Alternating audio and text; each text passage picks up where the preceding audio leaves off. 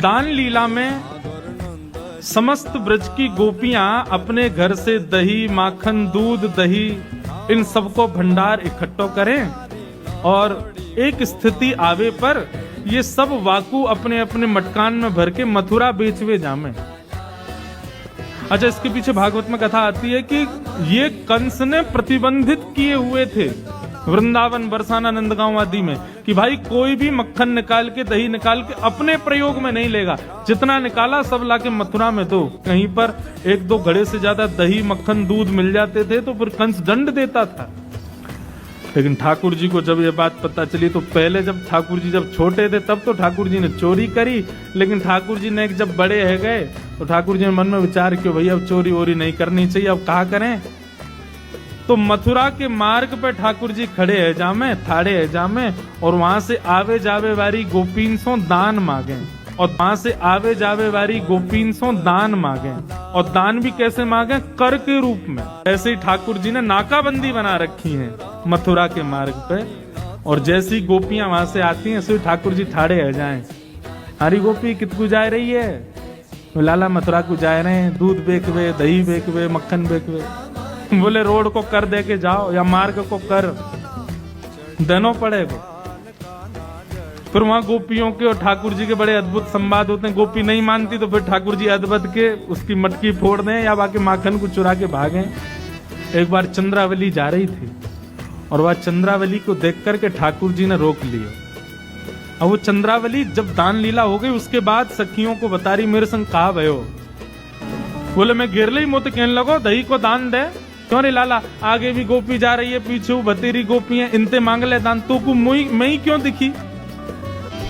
अगली को दही पत्रो है, अगली को दही पत्रो है और पिछली को बासो, बीच की मेरे मन में बस गई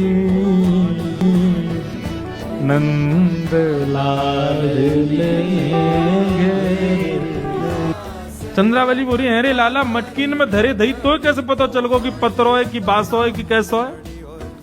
ठाकुर जी बोले जौहरी जाने हीरे को दाम, हमसे बढ़िया कौन समझेगा? अरे हमें दूर से ही सुगंधी आ जा, हम सुगंधी ते बता देंगे कि दही कब कब कितने बजे कैसे निकारो गयो है। हमारी नाक बहुत तेज है चंद्रावली, हम यहाँ बैठे बैठे ऐसे ही नाम बैठे रहे। हम कर यही बात को मांगे कि हम तुम्हारी दहियन के एक्सपायरी डेट हमें पतो रहे, कितने दिन की है, कितने समय की है। एक लीला आती है ब्रज लीला में, एक लीला आती है ब्रज लीला में। एक सखी पहुंच गई नंद भवन और नंद भवन जाकर के यशोदा मैया से बोली मैया आज मेरे घर में पूजा हैवेगी और वह पूजा के काजे मुकु गोबर को चौका लगानो है, तो आपके यहाँ की पद्मा गैया को मैं गोबर ले जाऊं? मैया बोली गोबर कोई मांगवे की चीज है, जितनो मन करो उतनो ले जा बढ़िया, जितनो तेरो मन हो ले जाइयो, कोई वो हमें भाव थोड़ी। अरे जितना हमें 9 लाख गाय हमारे यहाँ। ठाकुर जी दूर बैठे भाई सुई उठ के आगे, हरी मैया तेने बा सखी ते यो क्यों कह दई कि जितनो तेरो मन हो उतनो ले जा। अरे तू ना जाने मैया, या को नाम है गोवर, गो माने गैया और वा को वर यानी वरदान। गैया को वरदान साक्षात लक्ष्मी निवास करे, हम अपने घर की लक्ष्मी कोई और को क्यों देंगे? मैं जा रहा हूं देखवे के काज, ज्यादा नहीं ले जा, ये गोबर चोटी है, घर घर के गोबर ने चुराए ले। मैया बोली लाला यहाँ में भी तू कहा बात करे, अरे गैया को गोबर ले जा ना मैया, ऐसे कैसे ले जाएगी? तू ना जाने हमारे नंद बाबा की जितनी संपत्ति बढ़ रही है या गोबरंती बढ़ रही है। मैया बोली अब तेरे जो मन में आए सो कर, जा चलो जा। ठाकुर जी पीछे से पहुंच गए। अच्छा वो आई तो इसीलिए थी कि नंदलाल मुकु दिख जाए, मुकु उनके दर्शन हो जाए। ठाकुर जी पीछे खड़े हो गए। जैसे ही वो गोबर भर करके उचान लगी सो ठाकुर जी तो बोली लाला ये बहुत भारी है, मेरी मदद कर दे उचावे में। ठाकुर जी बोले हमारो घर को गोबर, हमारी गैया को गोबर और ले वे आइए तू ऊंचा में, हम खुद ऊंचा के चली जा। अरे लाला देख बड़े बूढ़ो शरीर है हमारो, नेक नेक में नेक कर दे कर, हमारो नेक नेक में नेक कर दे कर। ठाकुर जी बोले हम नंद के लाला है, मुफ्त में कछु ना करें। कहा देगी बताइए? और गोबर उचाए हुए को कछु बता कहा देगी? गोपी बोली या मैं तो को कछु चाहिए, गोबर उचावे को तो कछु चाहिए। ठाकुर जी बोले ऐसे ना जाएंगे, बता कहा देगी?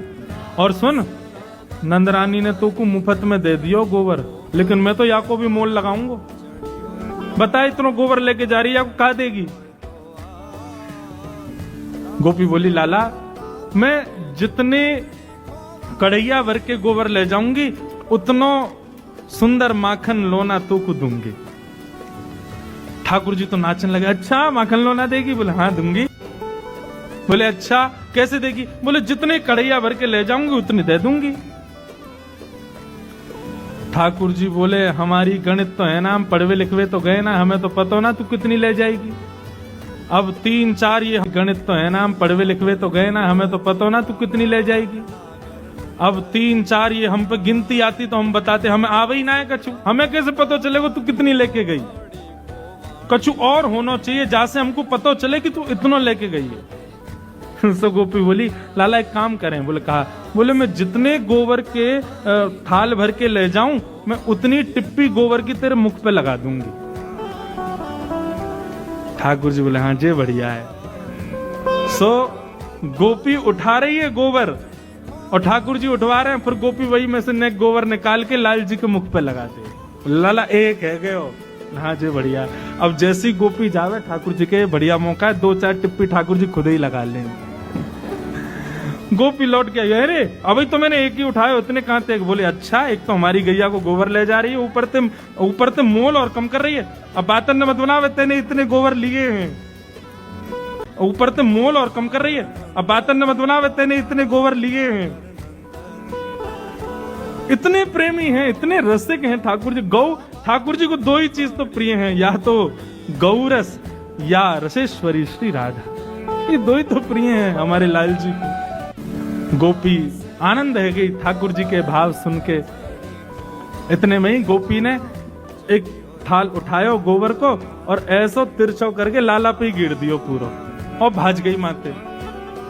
ठाकुर जी दौड़ के जाने लगे। इतने में यशोदा की कहा भयो देख मैया मुंह पे देख गोबर उछाल के चली गई है सबरो। मैया बोली अरे तू भी माने ना है, कितना श्रृंगार कर लो या गोबर में ही आके खेल, ला तेरा मुखमंडल साफ कर दू। मैया ध्यान ते करियो, टिप्पीन ने गिन लियो पहले, उतने माखन के लोना मिलने या गोपी के आते। आज दान लीला में कुछ अद्भुत हुआ। क्या? सब गोपी आके बोली लाला आज दान लीला में कुछ अद्भुत हुआ। क्या? सब गोपी आके बोली लाला हम इतनी मेहनत करके दही दूध घी मक्खन सब निकारें और तुम यहाँ हमते दान लेके सबन को व्यर्थ कर दो।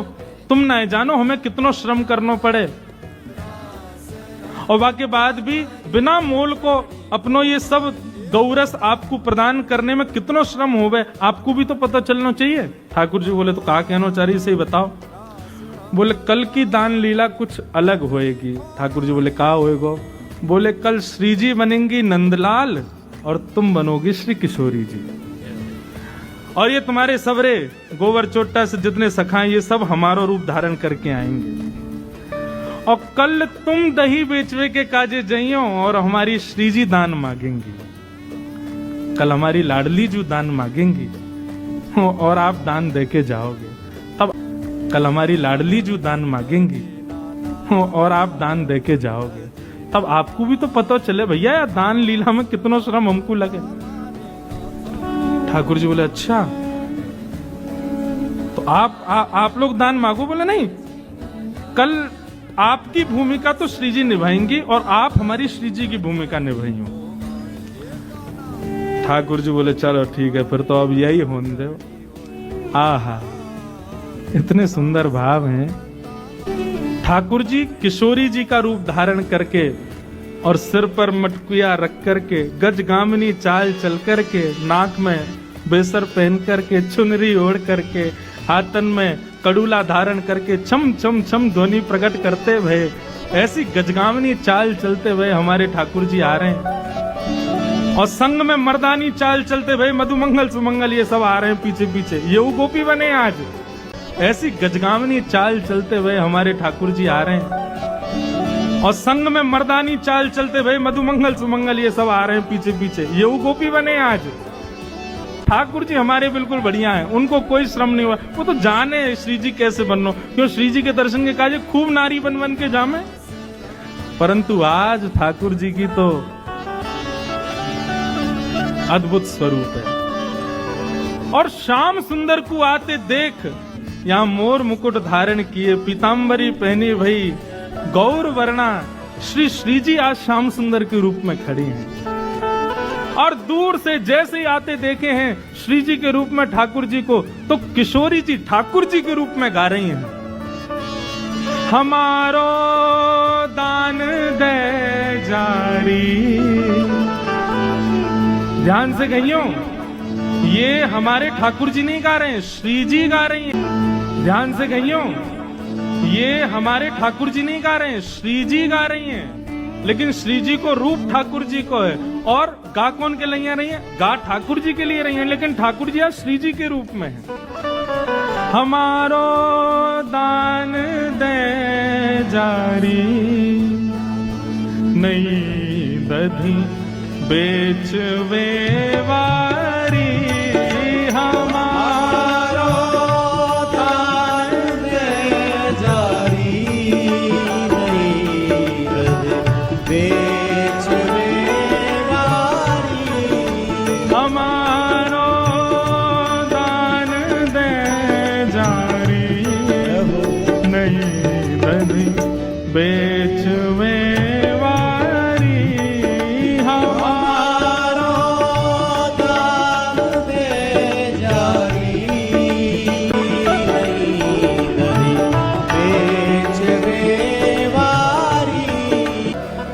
गुजरी कहाँ को जा रही है?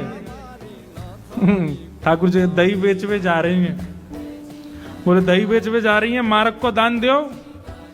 अब श्री जी वही सब शब्द कह रही हैं जो ठाकुर जी कहते हैं, और ठाकुर जी वही सब शब्द बोल रहे हैं जो श्री जी बोलती हैं। ठाकुर जी बोले काय को दें दान?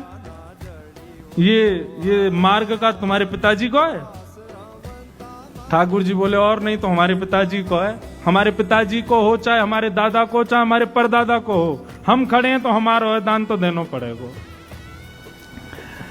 ठाकुर जी बोले अच्छा, अरे सुनरी भिंडला या को दान दे दे, भूखो बेचारो या कि मैया खिबावे ना है ना यार, सुबह तो भूखो प्यासो आ जाए यहाँ पे, घर में तो या कि दाल रोटी बने ना है, या हमारे बेचारो रोडन पे बैठे या मार्ग पे बैठ जावे और हम आवे, घर में तो या कि दाल रोटी बने ना है, या हमारे बेचारो रोडन पे बैठे या मार्ग पे बैठ जावे और हम आवे जावे वाली सखीन ते दान मांगे करे दे दे। श्री जी बोली ठाकुर जी के रूप में, अरे सुन रही अलवेली गोपी या गोबर चोटी को ना खाऊंगा मैं सब जानू, यानी अपनी गैया के भूसा भी गोबर चुरा चुरा के लाइए, ये गोबर चुरा के बेच दे, बातें भूसा खरीद के अपनी गैया को खवावे और बातें दूध निकला को, मेरी मति भ्रमित रह जाएगी भैया, या को दूध ना, या की दही ना खाऊंगा, तेरी चाहिए मुझको। हम तो आपकी दही लेंगे, आज हमारे मन में बस आपको देख के आनंद है रो है, अब या दान को हमें दे जाओ, बढ़िया दूध दही आदि सब खवा जाओ, फिर आनंद आवेगो। अब श्री जी कह रही हैं, मतलब ठाकुर जी कह रहे हैं श्री जी के भाव से किशोरी जी से, इतनी विनती मानिए है नवराज।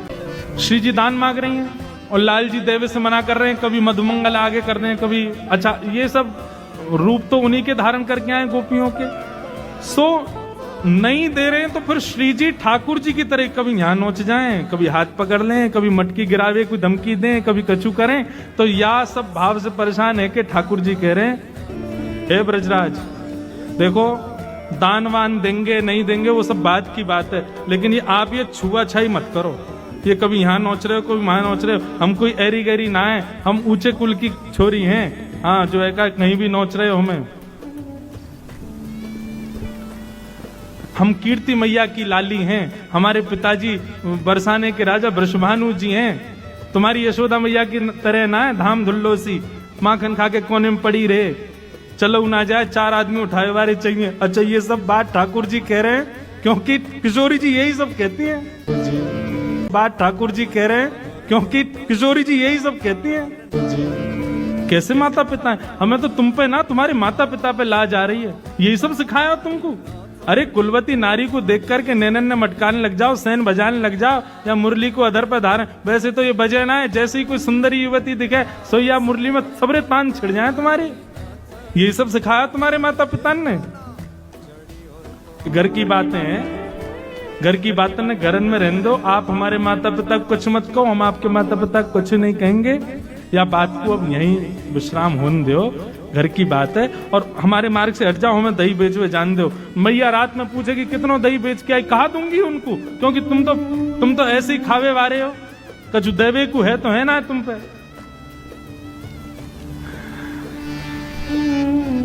किशोरी जी खड़ी है गई, वो दान तो दे के जानो ही पड़ेगा।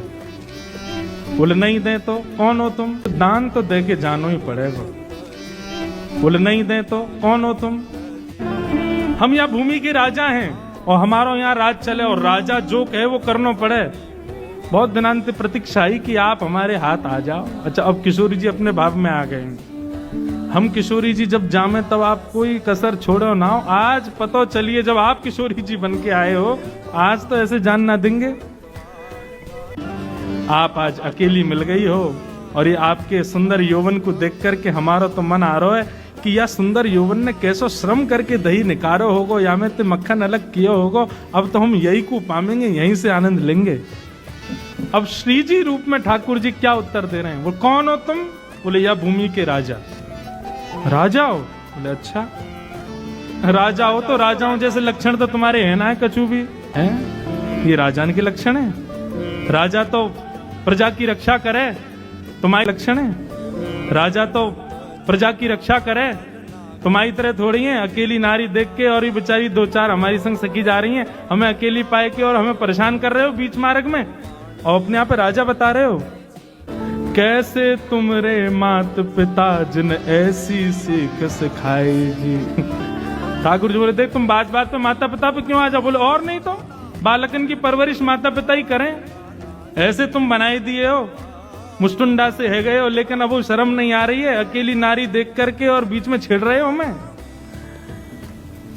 श्री जी अब मन में विचार कर रही है, अब क्या बोलूं, क्योंकि बाघ पटुता तो कन्हैया के पास ही है। श्री जी तो हमारी सरल स्वभाव वाली हैं। तो श्री जी मन में विचार करने लगी, अगलो कहा बोलूं कहा बोलूं कहा बोलूं। इतने में ही श्याम सुंदर श्री जी के रूप में है ना, तो जैसे श्री जी को श्रमित देखो कि अब इन पे कोई बात नहीं आ रही है बोलने के लिए, तो श्री जी बोली अच्छा देखो